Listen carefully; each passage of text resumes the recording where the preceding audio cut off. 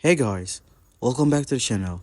Whether you're here to compare apps, learn something new, or just stay updated, you're in the right place. Let's jump straight into it. Guys, welcome back to the channel. Today we're diving into how to watch multiple games at once on YouTube TV. Perfect for those big sports days when you don't want to miss any of the action happening across different channels. YouTube TV offers a multi-view features that lets you watch 2 or 4 games simultaneously on supported devices. To get started, open the YouTube TV app and start playing the live game. Then look for the multi-view icon, usually found in the video player controls. Tap it and you can add more games to your screen by selecting other live streams.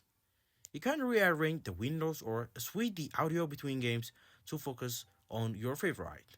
Keep in mind, multi-view works based on smart TVs, computers, and some streaming devices, but it may not be available on all platforms yet. If multi-view is not available on your device, you can also use multiple devices like a phone, tablet, TV to watch different games at the same time. And that's it. Thanks for watching. If this helped you to catch all the games on YouTube, please like this video, leave your questions in the comment, and subscribe for more streaming tutorials and guides. See you in the next time.